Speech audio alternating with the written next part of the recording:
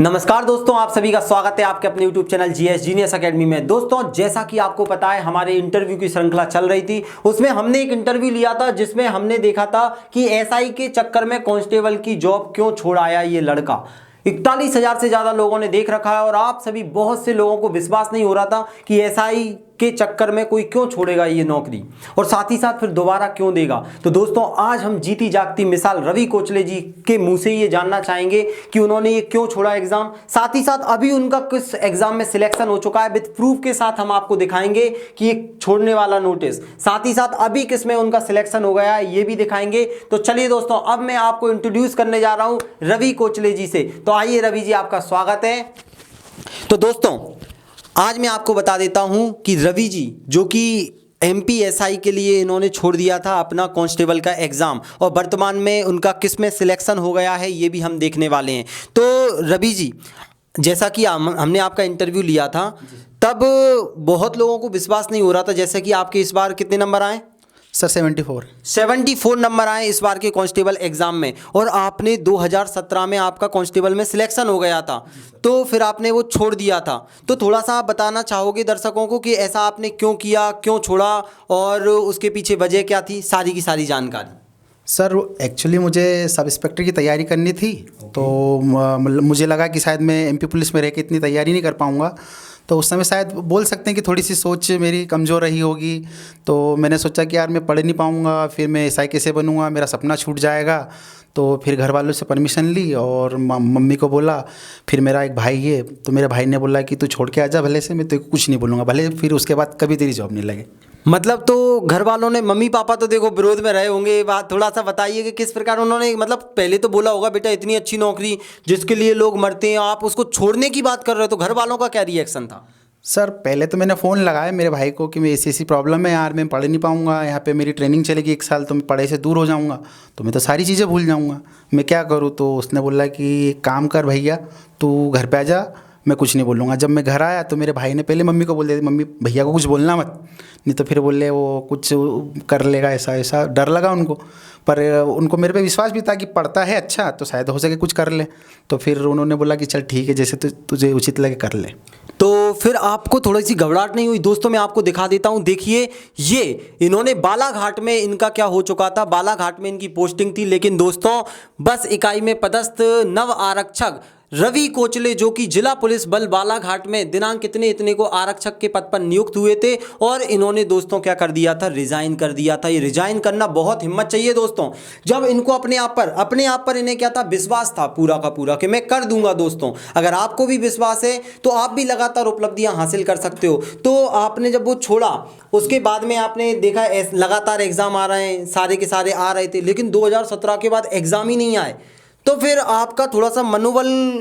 Sir, काफ़ी टूट चुका था मैं कि एकदम से सारी एग्ज़ामें आ रही थी, तो उसी के बल पे मैंने छोड़ा था। सबसे पहले तो सारी एग्ज़ामें बहुत टाइम टेबल पे हो रही थी, मुझे लगा एसआई भी आएगी, तो मैंने इसलिए छोड़ दी। फिर एकदम से सरकार चेंज हो गई, तो फिर एग्ज़ाम नहीं हुई। उसके बाद कोरोना आ गया, फिर उसके साथ मुझे बहुत सारी शारीरिक परेशानियां भी हो गई। मैं बताना तो नहीं चाहता रहा, पर बोल रहा हूँ कि फिर बीच में मुझे ट्यूबरक्लोसिस हो गया। फिर उसकी 1 साल तक ट्रीटमेंट चला, बैक पेन काफ़ी रहा, पढ़ने में काफ़ी तकलीफ हुई। डॉक्टर ने बोला कि अब ज़्यादा देर बैठना नहीं है और कोई भी सिटिंग लंबी नहीं करना, पर पढ़ने के लिए मैं लेट जाता था।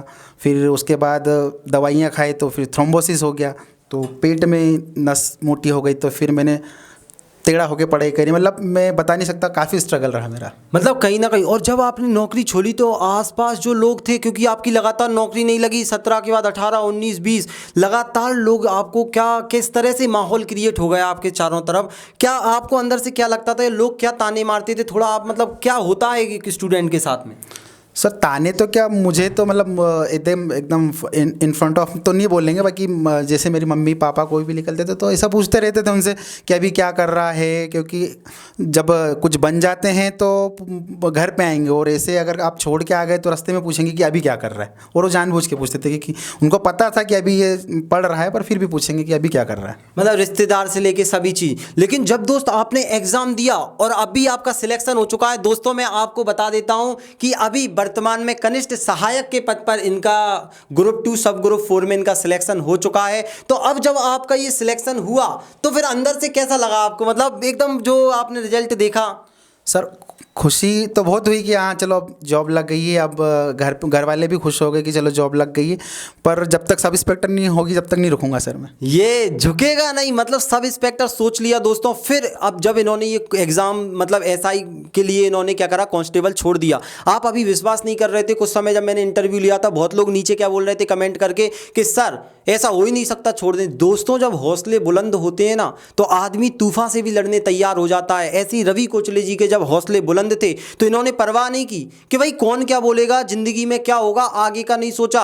घर वालों ने इनका सपोर्ट किया, इनके भाई ने इनका सपोर्ट किया और दोस्तों आज देखो इनका बकायदा कनिष्ठ सहायक में सिलेक्शन हो गया है। हारना नहीं है। और सर अभी आप हमने देखा, हम मिलने भी गया था मैं इनसे, तो वहाँ पर हमने देखा कि ये पढ़ाने का काम करते हैं। तो जब आपका 2017 के बाद आपने जब छोड़कर आए तो किस तरह से छोटे बच्चों को आपने पढ़ाना चालू किया? मैंने देखा है कि आप गरीब बस्तियों में जाके गरीब बस्ती में पढ़ाते हैं दोस्त, जहाँ पर बच्चे मतलब जो कि जिनके मम्मी पापा खेती किसानी और साथ ही साथ जो मजदूरी करते हैं नॉर्मली, उनके बच्चों को ये पढ़ाते हैं। मैं एक दिन आपको मिलवाऊंगा भी उनसे, तो थोड़ा सा इनसे जानते हैं। सर थोड़ा आप ये बताइए कि कैसे आपने शुरुआत की, गरीब बच्चों को क्यों पढ़ाया, आपके मन में कैसा लगा?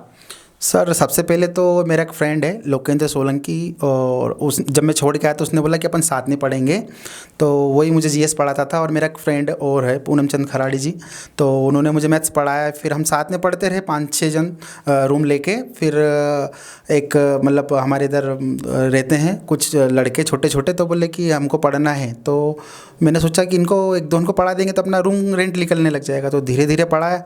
फिर वो दूसरी जगह जा रहे थे, तो उन्होंने बोला कि यार मैंने बोला कि यार अपन पढ़ नहीं पाएंगे इनको ज़्यादा को पढ़ाएंगे। तो मैंने बोला उनके मम्मी पापा को कि आप वहाँ पे पढ़ा रही कोई लड़की या मतलब दूसरी जगह, तो उनसे आप कांटेक्ट कर लो। तो वहाँ गए तो बोले कि नहीं हम इस मोहल्ले वाले को नहीं पढ़ाएंगे, बोले कि ये गाली गुप्ता करते हैं, कंजस्टेड एरिया में रहते हैं, मतलब गरीब बस्ती में रहते हैं। तो उन लड़की ने उनको पढ़ाने से मना कर दिया कि नहीं ऐसा बोल बाल के। हाँ। तो फिर मैंने सोचा कि नहीं अब इनको पढ़ाएंगे। अब तो इनको बात हो गई है कि अब ये मतलब गरीबों के पे ऊपर आ गई है, तो मैंने सोचा कि अब तो इनको मैं भले फ्री में पढ़ाना पड़े, कुछ भी करना पड़े, अब मैं जॉब रिज़ाइन करा। उसके बाद मैंने 2019 में रिज़ाइन करा। मैंने बोला अब इनको पढ़ाऊँगा मैं। चलिए दोस्तों देख रहे हो आप, मतलब अगर हौसले बुलंद हो तो आप कुछ भी कर सकते हो। और दोस्तों जिस बस्ती में ये पढ़ाते हैं, नेक्स्ट वीडियो में मैं उस बस्ती में आपको लेकर चलूंगा और उन बच्चों से मिलवाऊंगा जिनको ये पढ़ाते हैं, किस तरह से वो क्या करते हैं, वो सारी आपको चीज़ें मैं प्रोवाइड करूंगा और एक एक चीज़ दिखाएंगे कि उनके मम्मी पापा कैसे काम करते हैं। तो सर मैं एक चीज़ और पूछना चाहूँगा कि आपने ये छोड़ा, उसके बाद आपका लक्ष्य ऐसा ही है, तो लगातार आप इतने सारे एग्जाम निकालते गए, 2-3 एग्जाम और बीच में निकाले, सर का CPCT नहीं था इसलिए हो नहीं पाया। तो आप मतलब आपको जो पढ़ते हो, आप कितने घंटे पढ़ते हो, कैसा पढ़ना चाहिए लोगों को, एक सही दिशा आप थोड़ा सा बताइए कि कैसे पढ़ें कि ऐसा ही निकल जाए। सर उसके लिए तो सबसे मेन तो कंटिन्यूटी रहेगी तो सारी एग्ज़ाम ही निकल जाएगी। मैं कंटिन्यू पढ़ता रहा, काफ़ी तकलीफ़ें हुई शारीरिक। बीच में मैंने 15 दिन तक मतलब ऐसा हुआ था खाना तक नहीं खाया था। तो मैंने उम्मीद छोड़ दी थी कि शायद मैं अब बच भी नहीं पाऊँगा। तो मैं काफ़ी रोया कि यार मैं घर वालों के लिए कुछ भी नहीं कर पाया, मैंने जॉब छोड़ दी। फिर मैं खाना जानबूझ के नहीं खा रहा था, मैं अपना शरीर त्यागना चाह रहा था। मैं काफ़ी वीडियो देखा जेनिस में कि जिसमें वो संतारा प्रथा होती है। तो फिर मम्मी आई और रोने लग गई और मेरे सामने चाय और एक पराठा बना के लाई, क्योंकि मैं बचपन में मेरी मम्मी स्कूल जाने से पहले मुझे चाय के साथ पराठा देती थी। तो उस दिन वो रोई, तो फिर मैंने एक पराठा खाया और फिर मैंने बोला कि अब जीऊँगा और अच्छे से जिएंगे। दोस्तों मतलब आप देख रहे हो, आपके घर वाले ही आपके सबसे अच्छे हितैषी होते हैं। अगर आपकी ज़िंदगी में भी कभी आपको ऐसा लगे कि यार मैं नहीं पढ़ूंगा या कुछ नहीं करूंगा, तो एक बार अपने मम्मी पापा के बारे में सोच लेना कि यार ज़िंदगी में मुझे बनना है, कुछ करना है सिर्फ उनके लिए। भाई का देखा आपने कि किस तरह से शरीर साथ नहीं दे रहा, किस्मत साथ नहीं दे रही, ऊपर से वैकेंसी नहीं आ रही, जॉब छोड़ के बैठे हैं, इतनी कठिन परिस्थिति में भी आप तैयारी कर रहे हो और 12-12 से 14-14 घंटे पढ़ाई करी है। इन्होंने मुझे बताया जब मैं पूछ रहा था, तो 12 घंटे 14 घंटे बैक पेन हो रहा है, दर्द कर रहा है, लेट कर पढ़ाई कर रहे हैं, लेकिन मम्मी पापा का सपना पूरा करना है, जी जान लगा दी इन्होंने। और आज आप देख रहे हो कि इनका ऑलरेडी सिलेक्शन हो चुका है। साथ ही साथ दोस्तों एसआई की तैयारी अभी भी कर रहे हैं ये, और मैं आपको विश्वास दिला रहा हूं कि जैसे ही एसआई बनेंगे, और मैं पक्का बता रहा हूं एसआई, क्योंकि ये भी यहाँ भी आप क्वेश्चन आंसर देखते रहते हो चैनल पर।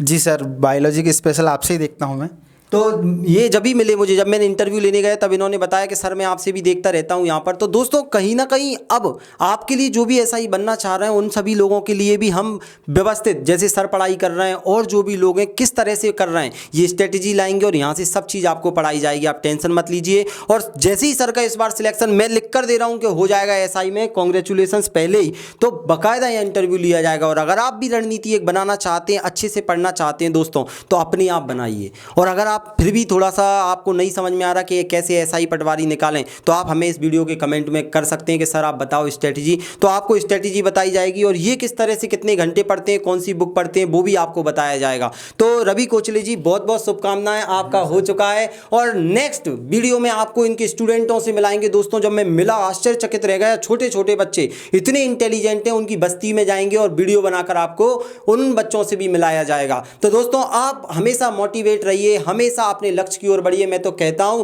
कि भाई सोचने से कहां मिलते हैं तमन्नाओं के शहर, सोचने से कहां मिलते हैं तमन्नाओं के शहर, मंजिल पाने के लिए चलना भी पड़ता है। आप जितने भी गिर जाओ, जो भी हो जाए, परिस्थितियां जितनी भी विकट हो, परिस्थितियां एक दिन हट जाएंगी, आप बचोगे और आप अपने लक्ष्य को प्राप्त कर लोगे। तो दोस्तों लगे रहिए, हमेशा जिंदगी में आपको सब मिल जाएगा। जीते जागते उदाहरण रवि जी आपके सामने है, तो मोटिवेट रहिए और पढ़ते रहिए। चलिए मिलते हैं नेक्स्ट वीडियो में, तब तक के लिए जय हिंद, वंदे मातरम।